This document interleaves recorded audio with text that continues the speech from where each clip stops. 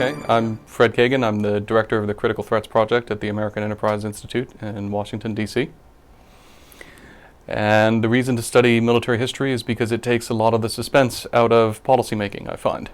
If you understand how things have worked in the past and what especially hasn't worked, and people make recommendations that you can see have been tried in the past and failed, gives you a pretty good indicator that they're probably not going to work this time.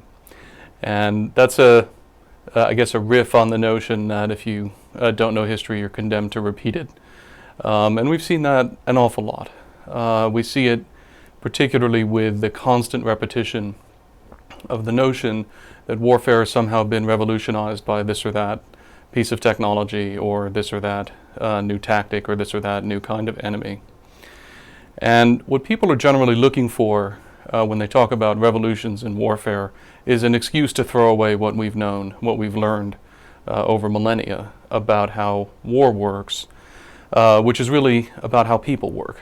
And that's why there's so much continuity in war. Because war at the end of the day is not about technology. War is about human beings in conflict with other human beings. And the essence of war is, ironically, it's humanity. And that's what provides the continuity. And that's why you can read about the battles of Julius Caesar, you can read about the conflicts of Napoleon, and draw lessons for modern warfare. Because at the end of the day, as long as human nature remains more or less what it is, the lessons of the past will powerfully inform what will become lessons in the future. People keep searching for revolutions, keep hoping for transformations in the nature of war, because war has been a very bloody and frustrating business.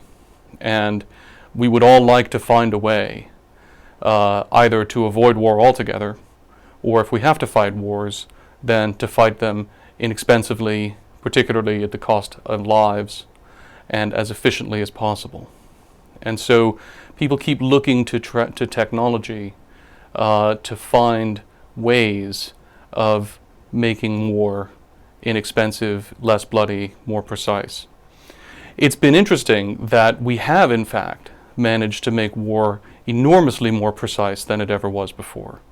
And the weapons that we have, and that a lot of our enemies have now, and the intelligence, surveillance, reconnaissance capabilities that we have can pinpoint targets and can put small weapons very precisely on those targets in ways that people 50 or 100 years ago could not even dream of.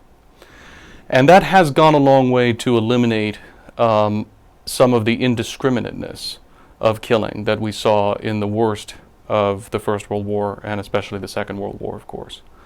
And of course that's a good thing, and it's a very important thing. But it doesn't really fundamentally transform the fact that war has at its heart a conflict between human beings that both sides generally have decided is going to be resolved with some killing and some dying. And if we ever try to strip that out of war, if we ever try to abstract war to the point where we lose sight of that, then we will be fundamentally astray, and we will make terrible strategic decisions.